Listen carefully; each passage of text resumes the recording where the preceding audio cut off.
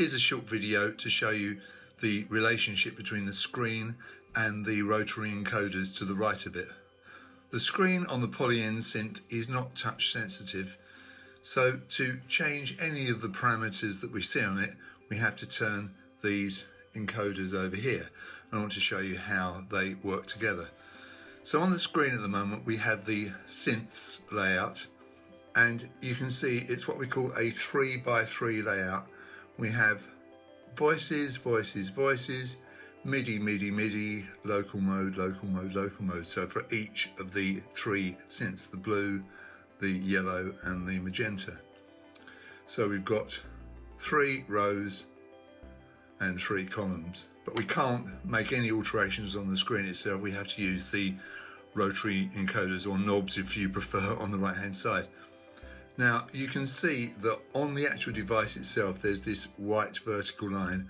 So to change the parameters on this screen, we're going to be using the encoders to the right of that line. So these 9 encoders here, okay, work with these 9 items here on the screen. So look at the top left of the screen, you can see voices and a blue number 2. That means there are 2 voices set for this blue synth. So if I want to change this, I've got to turn this top left knob here. Keep your eye on the screen as I turn it. Now I can only go down because it's already at its maximum, so I'm going to turn it to its left and it will go down from 1 to 0. See, so that's pretty straightforward.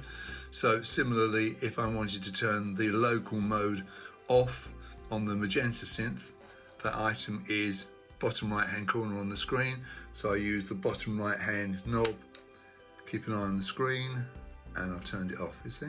So it's pretty clear when you've got a 3x3 setup like that. Now here's another scenario. Going to press the screen knob, bring up the main menu, going to go to grid, click. This is a 4x3 setup, so not quite so straightforward. So we have, looking along the lines, we have layout, mode, mode, mode, scale, chord, chord, chord, and then we have root, root, root, root on this bottom row. So 3 rows of 4. So all the items in this first column, they are altered by the 3 knobs to the left of the vertical line. You will see on the screen itself that there is this vertical line, and that's this vertical line here on the actual synth. So if I want to change any of these items in this first column to the left of this vertical line, layout, scale or root, I've got to use these 3 rotary encoders to the left of the vertical line on the actual synth itself, and those are C1, C2, C3. The knobs to the right of the vertical line aren't named because they obviously perform so many functions. Generally these 3 knobs, C1, C2, C3, are used for the macros. I'm not going to get into that here, but here they're used to change the items in that first column. If I wanted to change the scale, that's the second item down, it's on the second row, I would need to turn C2, wouldn't I? So I'm going to turn this and you'll see the scale change. There we are. And if I wanted to change the layout, I turn C1. This is going to jump into the layout list as soon as I turn it like that. Come back, let go, and it's gone.